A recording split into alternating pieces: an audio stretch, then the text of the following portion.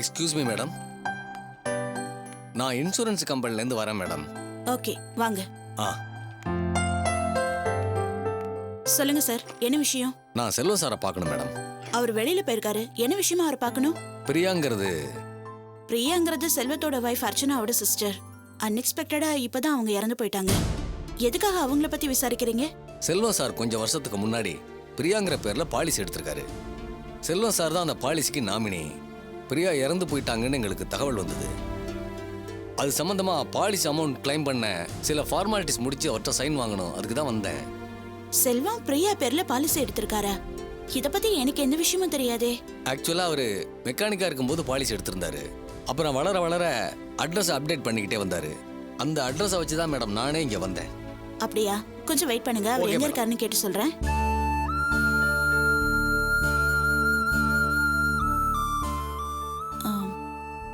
Not ரீச்சபிள்னு வருது.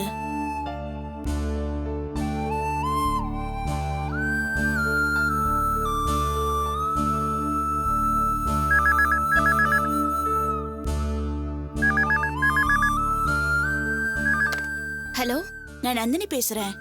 நந்தினி அக்கா சொல்லுங்க. நான் ராணி பேசுறேன். உங்க அண்ணன் மொபைலுக்கு ட்ரை பண்ண நாட் ரீச்சபிள்னு வருது. அங்க இருக்காரா? அவர் ஆபீஸ் கிளம்பி வந்துட்டாரே. அண்ணி மட்டும் தான் இருக்காங்க. சரி, அர்ச்சனா கிட்ட போன் கொடு. ஒரு நிமிஷம். அண்ணி, நந்தினி அக்கா பேசுறாங்க. சொல்லுங்க நந்தினி. சாரி அர்ச்சனா, உங்களுக்கு எப்படி ஆறுதல் சொல்றதுன்னே தெரியல. நானே உங்களை நேர்ல வந்து பார்க்கலான்னு நினைச்சேன்.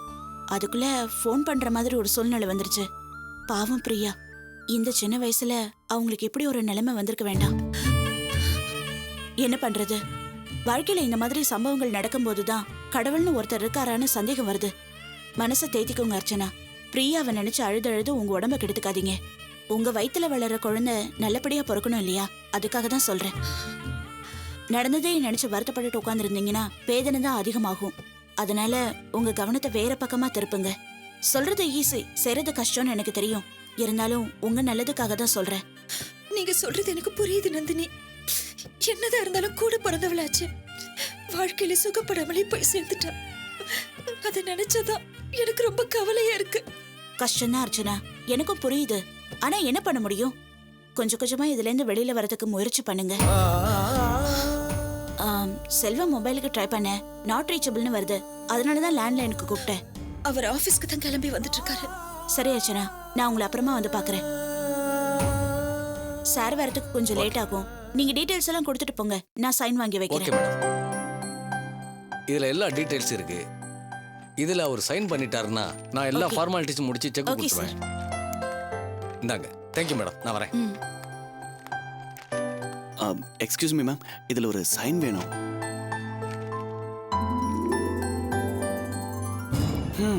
இந்த குமாஸ்தா வேலைக்கு வந்து வருஷக்கணக்காக ஆக போகுது. இடையில கையெழுத்து போடுற யோகம்னு ஆசை காட்டி ஏமாத்திட்டு இதுதான் இன்னும் கையெழுத்து போட்டுட்டு இருக்கு. நாம இதுகிட்ட இன்னும் கையெழுத்து வாங்குற நிலையில தான் இருக்கோம். எல்லாம் என் தலையெழுத்து. வாசு, ஷெட்டுக்கு போயிருந்தீங்களா? நேத்து டெலிவரி பண்ண வேண்டிய கார்லாம் போயிடுச்சா? அப்புறம் 2009 மாடல்ல 3 வண்டி கேட்டிருந்தாங்களே, ரெடி பண்ணிட்டீங்களா? வாசு, என்னாச்சு? ஏன் டல்லா இருக்கீங்க? ஏதாவது பிரச்சனையா? மேடம், நான் என்னன்னு மேடம் சொல்றது? எல்லாம் என் தங்கச்சி ராணியை பத்தின கவலை தான். என்ன சொல்றீங்க வாசு? மேடம், அது வந்து ராத்திரி அம்மாவும் அப்பாவும் ராணியோட வாழ்க்கையை பத்தி நினைச்சு ரொம்ப கவலைப்பட்டுட்டு இருந்தாங்க. அண்ணா சமாதானம் செஞ்சு ராணியை எப்படியாவது அவ புருஷனோட வாழ வைப்பாருன்னு பார்த்தா வாழா வெட்டியா அண்ணா அவரோட வீட்டுக்கு கூட்டு போயிட்டாராம். நீங்களும் தானே அவர் கூட போயிருந்தீங்க. ராணி விஷயத்துல இப்படி ஒரு முடிவெடுக்கிறதுக்கு எப்படி சம்மதிச்சீங்க? வாசு, ராணி எப்படியாவது அவ புருஷன் கூட சேர்த்து வச்சணும்னு தான் நானும் செல்வமும் போனோம். ஆனா அங்க இருக்கிற சூழ்நிலைகளையும் பிரச்சனைகளையும் வச்சு பார்த்தப்ப அது அப்ப சாத்தியம் இல்ல. கொஞ்ச நாளா ஆற போடுறதா நல்லதுன்னு செல்வம் அப்படி ஒரு முடிவுக்கு வந்தாரு. எனக்கு அது ஒண்ணும் தப்புன்னு தோணல. ஏன் வாசு, செல்வம் இப்ப இருக்கிற ஸ்டேட்டஸ்க்கு ராணியோட மாமனார் மாமியார்ட்ட போய் கெஞ்சிட்டு இருக்க முடியுமா? இப்ப என்ன, ராணி அவ புருஷனை விட்டு நிரந்தரமா அவ பிரிஞ்சு வந்துட்டா? தற்காலிகமா தானே வந்திருக்கா. செல்வம் நிச்சயமா ராணிய மறுபடியும் அவ புருஷன் கூட சேர்த்து வைப்பாரு. நீங்க அதை பத்தி கவலைப்படாதீங்க. என்னவோ போங்க மேடம், நீங்க என்னவோ ஆறுதலுக்காக இப்படி சொல்றீங்க. ராணி மறுபடியும் அவ புருஷனோட சேர்ந்து வாழறதுக்கு என்ன உத்தரவாதம் இருக்கு? என்னன்னே தெரியல. அண்ணனை சுத்தி இருக்கிறவங்க எல்லாருமே குடும்ப வாழ்க்கையில ஜெயிக்க முடியாம போயிடுச்சு மேடம்.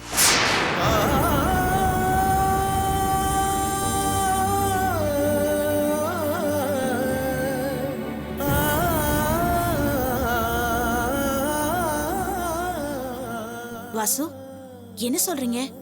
தெரிஞ்சோ தெரியாமலோ உங்க குடும்ப வாழ்க்கையில நீங்க உங்க புருஷனோட சேர்ந்து வாழ முடியாம போனதுக்கு அண்ணனே காரணமாயிட்டாரு.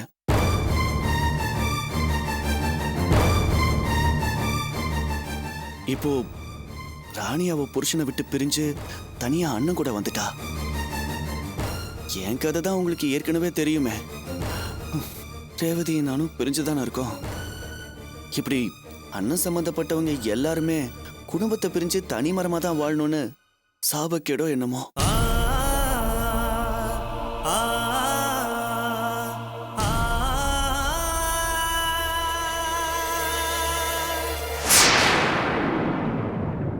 நான் எந்த விதத்திலையும் அண்ணனை தப்பு சொல்லல, குறை சொல்லல. ராணி விஷயத்துல கொஞ்சம் விட்டு கொடுத்து அவர் கௌரவம் பார்க்காம அவ புருஷனோட சேர்த்து வச்சிருக்கலான்னு தான் சொல்றேன். ஏன்னா அவரை சுத்தி இருக்கிற எல்லாரும் இப்படி வாழ்க்கையை தொலைச்சிட்டு நிக்கிறது அவருக்கு இன்னும் பாரமாயிடக்கூடாதுங்கிற அக்கறையில தான் நான் சொல்றேன். மேடம், தயவு செஞ்சு நான் சொன்ன எதையும் தப்பா நினைச்சுக்காதீங்க. கொடுங்க மேடம்.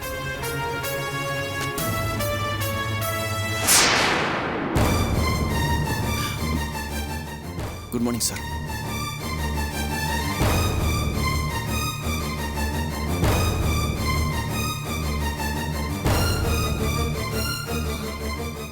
எப்போ வந்து செல்வம்? ஏன் அங்கேயே நின்னுட்ட? இப்பதான். அப்புறம் உன்னை பாக்குறதுக்காக இன்சூரன்ஸ் கம்பெனில இருந்து ஒருத்தர் வந்திருந்தாரு. பிரியா பேர்ல பாலிசி எடுத்திருந்தியாமே, அது பத்தின டாக்குமெண்ட்ஸ் உங்ககிட்ட கொடுக்கணும்னு சொன்னாரு. நான் தான் நீ வரதுக்கு லேட் ஆகும்னு சொல்லி பேப்பர்ஸ் எல்லாம் வாங்கி வச்சிருக்கேன்.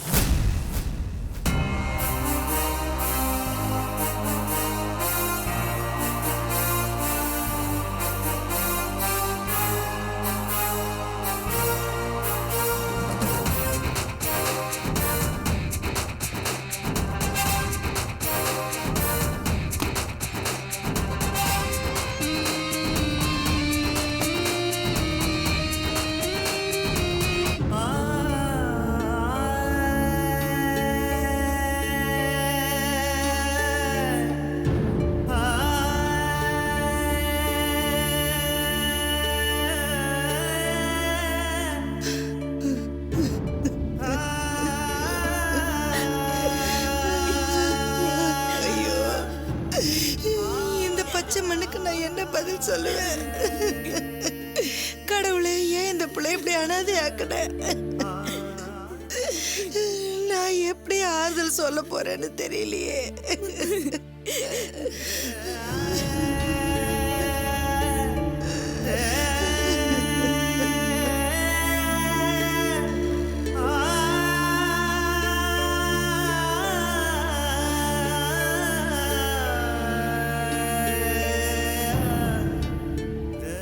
Hello sir.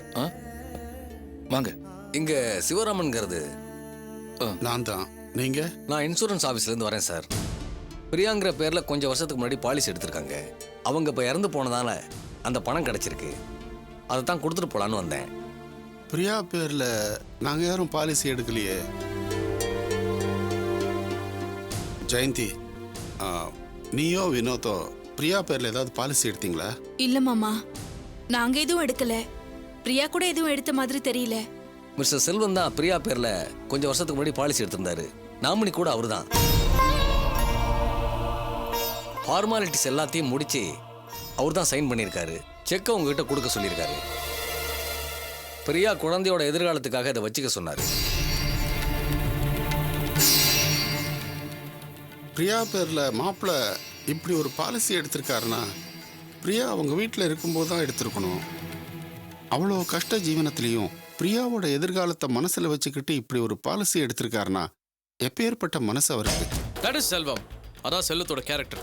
எனிவே, இந்த இன்சூரன்ஸ் அமௌண்ட் மட்டும் இல்லை, நான் என் சைட்ல இருந்து இந்த குழந்தைக்காக ஒரு ஹியூஜ் அமௌண்ட் கான்ட்ரிபியூட் பண்ண போறேன். அந்த குழந்தைக்கு அம்மா இல்லைன்ற குறைய தெரியாத அளவுக்கு நல்லா வளர்க்கணும். சார், இதில் ஒரு கையெழுத்து போட்டு செக் வாங்கிக்கோங்க. நிறுத்துங்க. அந்த செக்கை நீங்க வாங்காதீங்க சார். அந்த செக்கை யார் எங்ககிட்ட கொடுக்க சொன்னாங்களோ அவங்க கிட்டே நீங்க திருப்பி கொடுத்துங்க. சுகமி, என்னாச்சு? ஏன் இப்படி பேசுற? ஏங்க, அவர் போட்டு வச்சிருக்க பணத்தை வச்சுதான் நம்ம பேரனை வளர்த்து ஆளாக்க முடியுமா? அதை விட அசிங்கம் நமக்கு வேற எதுவுமே இல்லைங்க. அந்த பணம் நமக்கு வேண்டாம், திருப்பி அனுப்பிடுங்க. இதோ பாரு, மாப்பிள்ள அவ்வளோ கஷ்ட ஜீவனத்திலையும் குழந்தையோட எதிர்காலத்தை மனசுல நினைச்சுக்கிட்டு இப்படி ஒரு பாலிசி எடுத்திருக்கார். இப்ப போய் இது எங்களுக்கு வேண்டான்னு சொல்லி திருப்பி கொடுத்தா அது அவர் அவமானப்படுத்துற மாதிரி ஆயிடாது? ஏன் அவங்க நம்மள அவமானப்படுத்தல? அதெல்லாம் மறந்து போச்சா உங்களுக்கு? இத பார், ஏட்டிக்கு போட்டி பதிலுக்கு பதில் பேசுறது எனக்கு பிடிக்கல. நீ பேசுறது எனக்கு தப்பா தான் படுது. நான் தப்பா பேசலைங்க, சரியா தான் பேசுறேன். அந்த பணம் நமக்கு வேண்டாம். நாம எப்படியோ கஷ்டப்பட்டு பேரனை வளர்த்து ஆளாக்கிடலாம். நமக்கு அப்புறம் வினோத் இருக்கா, ஜெயந்தி இருக்கா, அவங்க பாத்துக்கிறாங்க. வர்ற லக்ஷ்மியை விரட்டி அடிச்சிட்டு சுமையை நம்ம தலையில ஏத்திடுவா போல இருக்கே. விடக்கூடாது. அத்தை, நான் குறுக்க பேசுறதுக்கு மன்னிச்சிடுங்க. இந்த காலத்துல ஒரு குழந்தைய வளர்த்து ஆளாக்கணும்னா அது சாதாரணமான விஷயம் இல்ல. எவ்வளோ கஷ்டம்னு உங்களுக்கே நல்லா தெரியும். பிரியாவோட ஆசைப்படி அவனை நல்லா படிக்க வச்சு ஒரு இன்ஜினியராவோ ஒரு டாக்டராவோ ஆக்குனா தானே அவளோட ஆத்ம சாந்தி அடையும். அதுக்கு பணம் தேவையில்ல அத்தை. இப்ப வர்ற பணத்தை குழந்தை பேர்ல டெபாசிட் பண்ணா அது அவன் எதிர்காலத்துக்கு எவ்வளவு உதவியா இருக்கும். இத பாரு, இவனை படிக்க வச்சு ஆளாக்குறதுக்கு எவ்வளவு லட்சம் செலவானாலும் பரவாயில்ல. உழைச்சி சம்பாதிச்சு இவனை ஆளாக்கும். அப்படியே முடியலையா, இந்த வீட்டை வித்தாவது இவனை படிக்க வைப்போம். அப்பதான் அவன் மனசு சாந்தி அடையும். இன்னும் என்னங்க பாத்துக்கிட்டு இருக்கீங்க? அந்த படம் நமக்கு வேண்டாம், திருப்பி அனுப்புங்க. இது வேறயா? இந்த குடும்பத்துக்கு இருக்கிற ஒரே சொத்து இந்த வீடு ஒண்ணுதான். இதையும் ஏமாத்த பாக்குறீங்களா? விடக்கூடாது.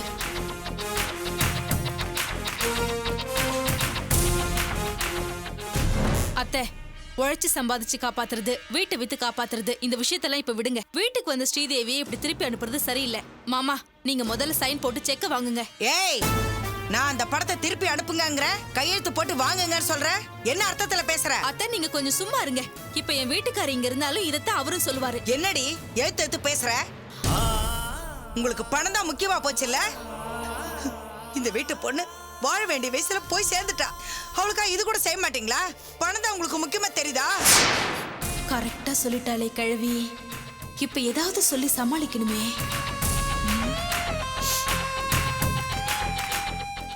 இன்னும் என்னங்க யோசனை பண்ணிட்டு இருக்கீங்க? திருப்பி அனுப்புங்க, அந்த பணம் நமக்கு வேண்டாம். அத்தை, கொஞ்சம் பேசாம சும்மா இருக்கீங்களா? நான் ஒன்னும் அந்த செக்கு மேல ஆசைப்பட்டதை வாங்க சொல்லல. அதை வாங்கிதான் குழந்தைய வளர்க்கணும்னு நினைக்கல. நான் செக்க வாங்க சொல்றதுக்கே காரணம் வேற. என்ன எதையாவது சொல்லி மழுப்ப பாக்குறியா?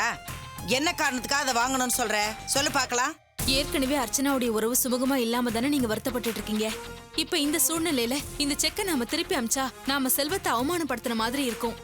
பதிலுக்கு நாம இந்த செக்க வாங்கினா விட்டு போன அர்ச்சனாவுடைய உறவு தொடங்கறதுக்கு ஒரு ஆரம்பமா இருக்குமேங்கிறதுக்காகத்தான் நான் சொன்னேன். மத்தபடி குழந்தைய வளர்க்கறத ஒரு சுமையாவோ பணத்துக்கு ஆசைப்பட்டோ நான் சொல்லல. செல்வம் கஷ்டப்பட்ட காலத்திலேயே பிரியாவுக்காக அவர் செஞ்ச ஒரு நல்ல காரியம் இது. இப்ப இந்த செக்க வாங்காம நம்ம திருப்பி அமிச்சிட்டா அவர் மனசு எவ்வளவு பாடுபடும். விட்டு போன நம்ம உறவே ஒரேடியே வேணான்னு அவர் வெறுத்துட்டா அதுக்கப்புறம் அதை நினைச்சு நீங்க வருத்தப்படுவீங்கல்ல. இதெல்லாம் யோசிச்சுதான் நான் அந்த செக்க வாங்குங்கன்னு சொல்றேன்.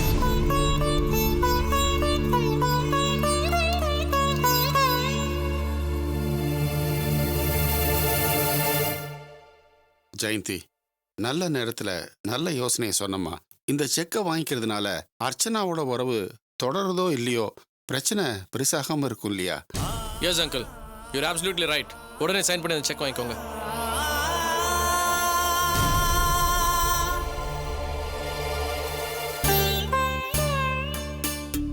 ஓகே சார்,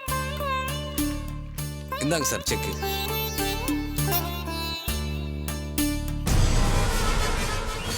சபாஷ்டி ஜெயந்தி, நினைச்சத சாமர்த்தியமா பேசி சாதிச்சுட்ட.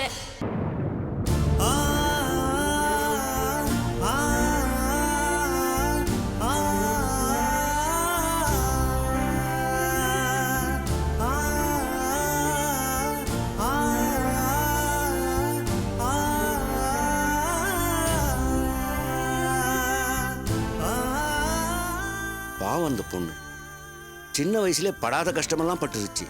எவ்வளவு சோகம், எவ்வளவு அவமானம், எல்லாத்தையும் தைரியமா தாங்கிக்கிட்டு போராடி இப்பதான் ஒரு நல்ல நிலைமைக்கு வந்துச்சு. இந்த நேரத்துல இப்படி ஆகிப்போச்சு. நிச்சயதார்த்தத்துக்கு நாள் குறிச்சா அது அந்த பொண்ணுக்கு சாவு நாள் ஆகிப்போச்சு. அதுவும் அன்னைக்கு பிறந்த நாள் வேற. இந்த கொடுமையை என்னன்னு சொல்றது?